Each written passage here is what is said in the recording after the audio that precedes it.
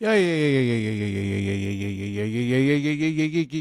welcome back to another edition of the Men Who Cry podcast. Like, subscribe, review, tell a friend, tell a friend, tell a friend, tell a friend, tell a friend. You don't do things, I have to assume that you are out there with really bad gambling debts. On today's episode, we will be talking a lot about money. And I know sometimes money can be kind of a touchy subject for some, but we are going to be talking about money in a lot of different ways. And we're talking about a lot of money. So here's the first kind of deal, right? The first story I'm going to talk about before I talk about this, I have to kind of get this part out the way. So if any of you guys out there who are watching this, first of all, thank you for watching. Sincerely, you don't have to do this. I might not even know who you are, but I really appreciate every single person who takes the time to listen out to me talk about a lot of nonsense, but just happens to want to hear what I have to say about certain things. But this is the thing that I want to do with my life. I want to have this to be like a larger audience, to speak to more people.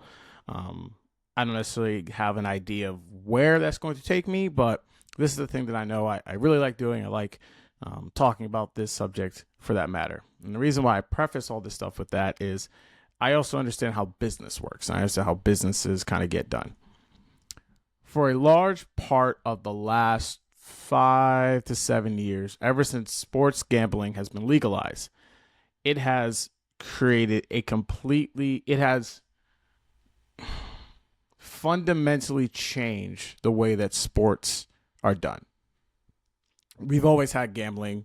That's not what I'm talking about. The idea of gambling happening in sports has always been a thing, meaning people be able to gamble on sports. But we have now gotten to a place where it is so connected to sports that it's unremovable now. When you go into arenas, you're getting blasted with either FanDuel or whatever the local sports bets are. Frankly, just to be in sports now, you have to know something what a parlay is. There's no way you can do this without even knowing how that is. Whether it's the ads, the amount of stuff you can do on your phone, how easy it is to daily gamble. It is simply a part of our lives in a way that I don't think anyone expected it to be once it was legalized. And I say that in the sense of there's always something funny when the bad actors in what you want to call out are the people that fund the people looking at those bad actors, right? Sports media, in a large part, when I was growing up, I came up in the time of a lot of the sports reporters. There was a show on ESPN that was played for a super long time, Around the Horn, PTI. What First Take, frankly, used to be when it was cold pizza. There was this ability to call out the establishment for things that were happening that everyone perceived to be wrong. But as much as people have, I think, less cared about the actual maybe talking around the sports and have now gravitated to either the sport itself or, as I mentioned, their money hitting, the relevancy for sports media, I think, has waned. If you look at a lot of the regional sports networks, the RSNs, those things are tanking around the country. A lot of those pre and post games just aren't doing the same numbers that they did back in the day. Streaming has a lot to do with that too, just because a lot of the best teams, if your team is really, really good, frankly, your team is just going to be on Prime or ESPN or NBC now. And that's how it's just going to be broken down. I say all that to say is that it's important to recognize how much influence that this has caused and realize that the bad actors in this are the people that are essentially funding what people do. You can't check out a sports podcast that has any type of following that doesn't have some dealings with some type of betting company. FanDuel, DraftKings, you can name them, right? You don't find any successful ones that don't have that. Because a lot of times, the people that are listening to this are also the people who are gambling the most or are the people that the gambling sites want to reach out to. Why do I say all this? I say all this because we just had, in my opinion, the watershed moment of the integrity of sports just happened, and I feel as if we are just kind of brushing that over. So, as of yesterday, and as of the time of this recording, nothing has been finalized or anything like that. But Malik Beasley, he's a shooting guard for the Detroit Pistons. He is currently a free agent. He was going to be a free agent outside of this federal indictment. He was just accused, or is being looked into essentially gambling on himself and essentially costing some money for people. They're looking at this from the 2021 season, I believe, when he was on the Timberwolves, if I have that correctly. I'm sorry. They're looking at the games when he was on the Bucks and the Trailblazers. Right now it's one. Its sources pointing to one game. It's on January 31st, 2024. I'm getting this from ESPN. So basically, what the whole line is that the odds on Beasley recording fewer than 2.5 rebounds moves significantly at a sports book before the game, shorting from a plus 120 to around a minus 250. Due to a surge of action on the under, Beasley finished with 6 rebounds in the bet that was deemed an unusual loss, right? An investigation, this is Beasley's attorney saying, an investigation is not a charge. Malik is afforded the same rights to presumption of innocence that everyone else is under the state U.S. Constitution. As of now, he's not been charged with anything, which is true. The reason why this is such a big deal is because Malik Beasley represents the perfect target of the type of player that this can happen to, right? If we go back to for the two other guys that have been caught up in these type of indictments, the first one was Javante Porter, who was essentially a fringe NBA player at best. A lot of people were betting his unders. Clearly, he was involved in the situation and was suspended for the league rightly. Outside of like his own point total, there was nothing actually Javante Porter was actually doing to affect the outcome of a game, of the actual like wins and losses of the game, right? Move over to Terry Rozier. I believe he's still being investigated. There's no real report on what's happening with him as of right now when he was on the Charlotte Hornets. And we're going to see how that is going to go. But even at that time with the Charlotte Hornets and with Terry Rozier, the game-to-game experience probably wasn't going to be that much of a problem.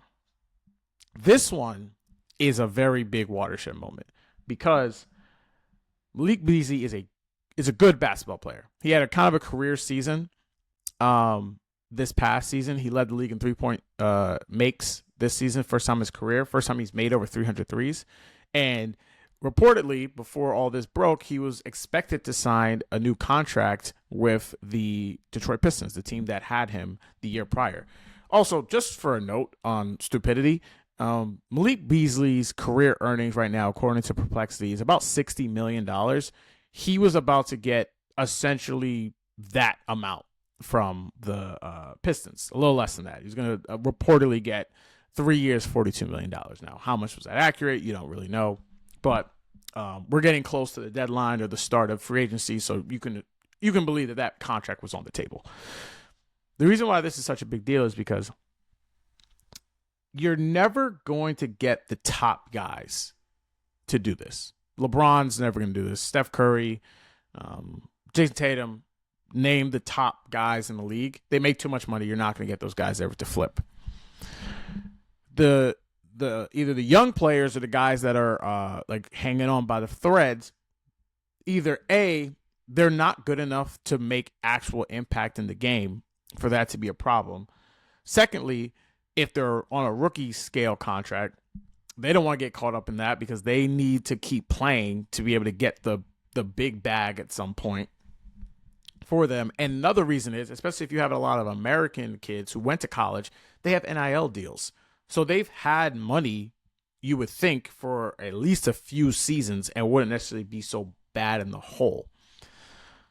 the thing with Malik, the reason why he is almost like Agent Zero or the test case for this, in my opinion, is he is the type of guy that can swing games for you, like legitimately swing games.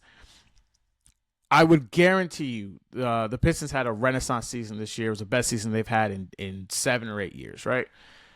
I would guess, I haven't looked at this up, I would guess in 90% of their wins, 95% of their wins, Malik Beasley had a good to great game. All right?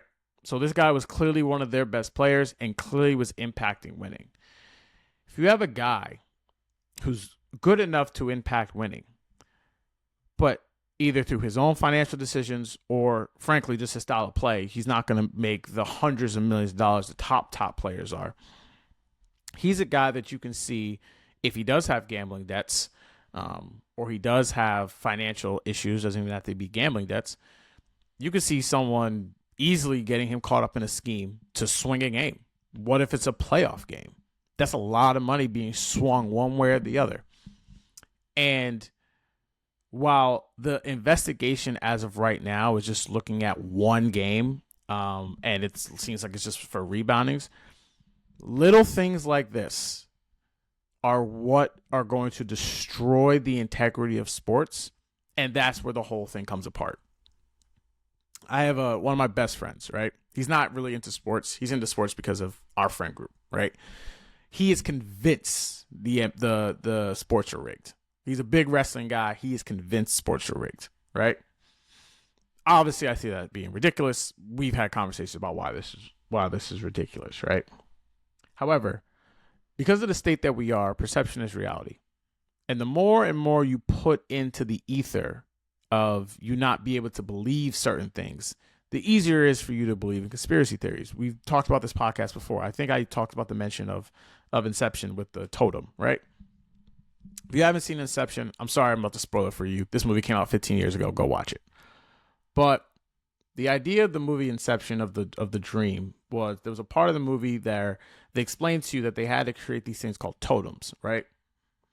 And the reason why they had to create these totems was because they built them in what we consider the real world.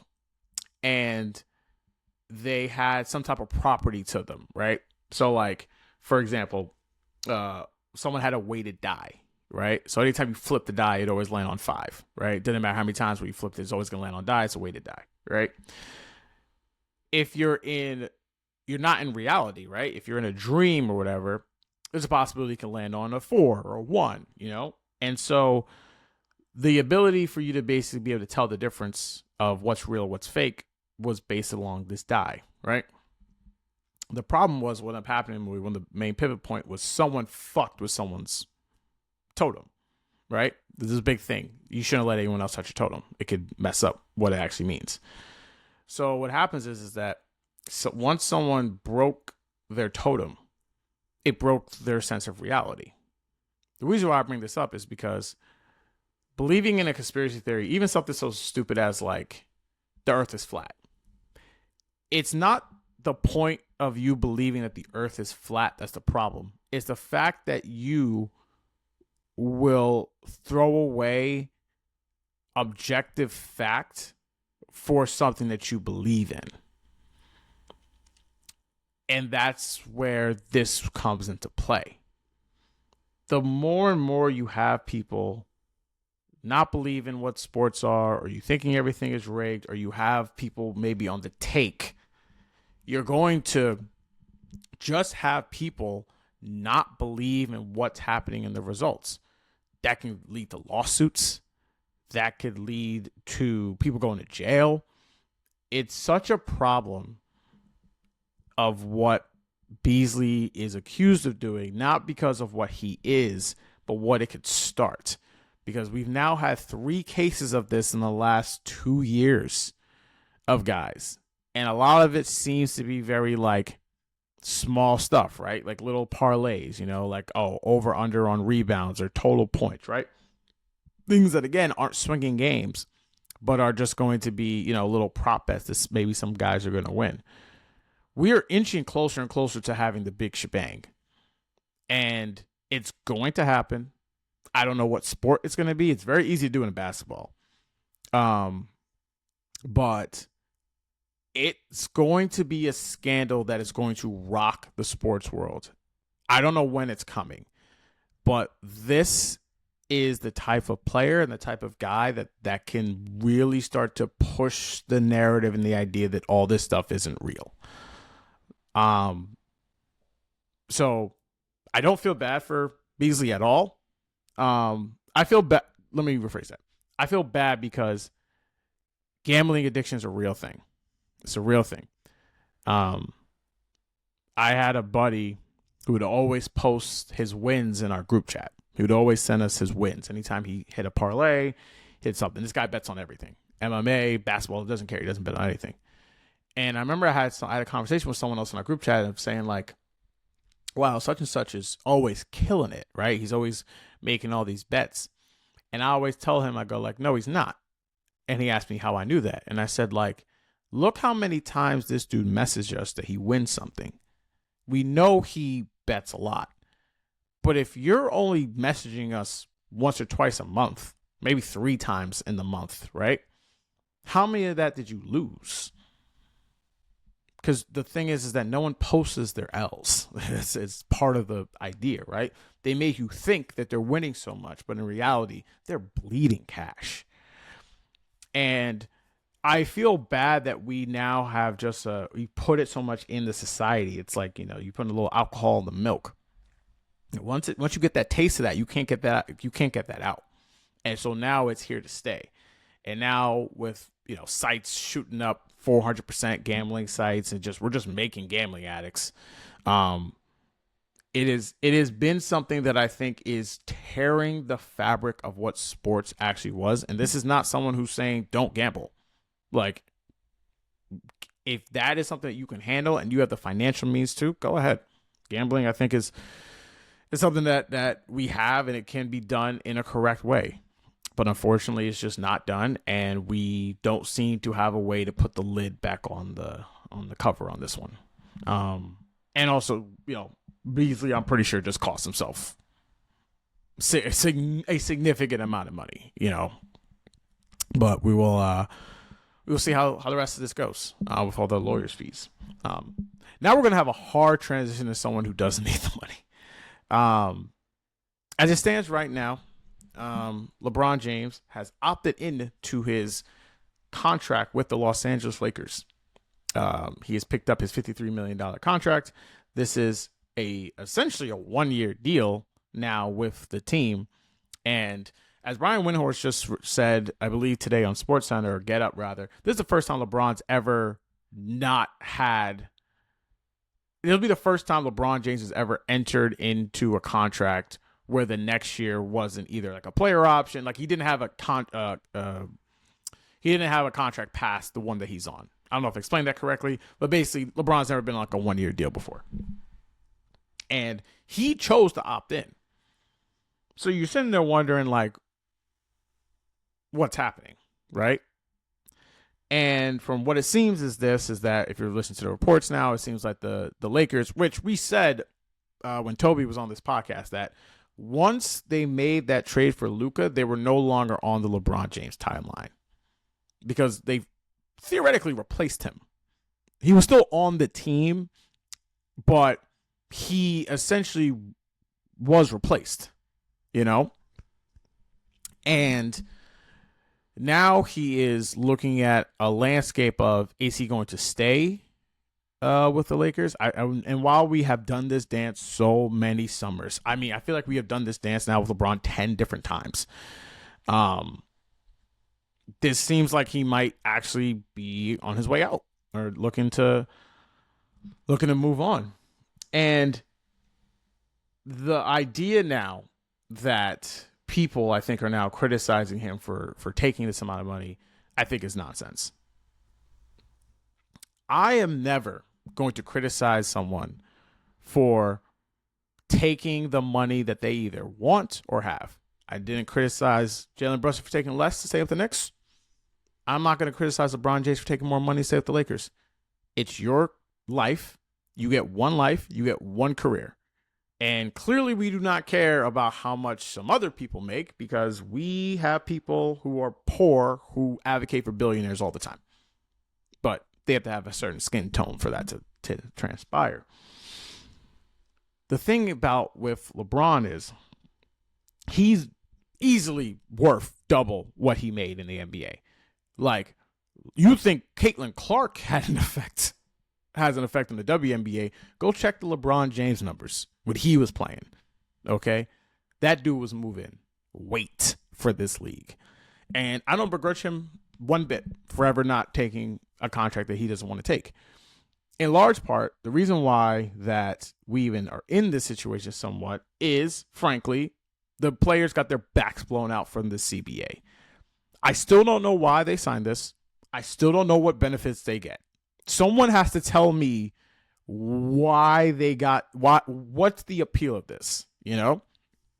Now, a lot of people want to say is that the middle class is now getting more money, right? And I frankly it's not true. Like, if you look at someone like, again, a Malik Beasley, right? Without this CBA, Malik Beasley was getting that contract, right? Because someone would have just been like, all right, he had a great year. We're just going to give him a such and such amount of money. I think Bill Simmons and Ryan Schill did a really good job of doing this with Julius Randle. They went back and looked at his second contract, or I guess his extension with the Knicks. It was a 4-year, $112 million extension he got with the Knicks. And part of the reason why New York traded Julius was because they didn't necessarily want to pay him what they thought it was going to be, right? We're talking like 180 at that point for Randle, and that just being the market of the pay. He ended up signing for 3 years, $100 million with an extension with the Timberwolves. And if you just kind of look at it, basically got the same contract.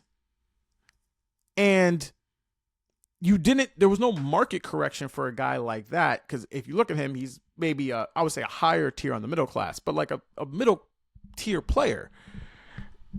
And you're seeing guys getting just less years than they did before. You know, they talked about way back in the day how the NBA used to give out 7-year contracts. Now we're getting guys who are getting 2-year deals, guys that are now agreeing to buyouts. Like, buyouts happen in the NBA, don't get me wrong, but a buyout happens like when there's a couple weeks left in the season. You know, Ben Simmons just was bought out at the end of the year, went to the Clippers. Jordan Clarkson, who has been in trade rumors the entire time he was in Utah, and DeAndre Ayton both agreed to buyouts, meaning they had to give money back to leave. Now, the idea of a buyout would be like, okay, like we're going to work something out and then I'm probably going to make that money back with the next team. But the financial ramifications of the CBA, I think we are still kind of getting more and more information on that, and how much this has just not been good for the players in any type of way. The reason why I say all this is because the NBA implemented a version of a hard cap. Whether or not people want to call it a hard cap or not, it is a version of a hard cap. And hard caps or caps are pretty anti-capitalist. And the idea now that we have to have a cap because owners can't control themselves in terms of what money they can spend or not spend is really the problem here. This is why we have all this in place. And for us, the fans, it benefits us. There's a lot more player movement. Excuse me. There's a lot more parity in the league. You can't keep all these teams together. You're not just going to have a run of teams go for it every single year because people don't necessarily want to go past the second apron. It has done, I think, the job that it wanted to do. But in terms of the players, it has absolutely screwed them out of their money. And I do not care what a player makes. I don't. I'm not getting that money. Honestly, that money gets passed down to us when you go and your water bottle at whatever arena you go to is $15. When down the street, it's $2. And the reason why this all goes back to LeBron is just he is the thing that made the league the money. And him not getting criticized for this is frankly ridiculous. Am I convinced that he is going to leave? No. because I feel as if once LeBron, or once, I would say, men get to a certain age in life, they're not looking to do a lot of moving around and shaking, especially not being away from their family. And LeBron has pretty clearly told you that family means a lot to him. So do I really think that him wanting to leave when now his second son is going to college soon, I don't know if it's going to be this year or the year after that, but he's going to school soon, that he wants to now be in another, on the complete opposite coast of where he was before? I highly doubt that. I still think he wants to win. I don't necessarily think that the Lakers team has any financial way to get that happening, but I have to believe it to be seen it. I will be willing to be shocked, and hopefully this podcast goes up in time and that something crazy doesn't happen in between the time I'm saying all this stuff. But I'll believe it when I see it, when LeBron James gets moved to some other team. But yeah, shout out to him for still staying on business and getting the money that he deserves, because he's ran this league and made all these owners a lot of money since he's been in the NBA. But all right, that's it for you guys. That's all the two topics I just want to hit for you guys. NBA free agency opens. It'll be open by the time this podcast goes live for you guys. Make sure that you guys like, subscribe, review, and tell a friend, man. And I'll be back later this week to talk more of that good stuff. You know what I'm saying? All right. Peace, y'all. I'm out for the day.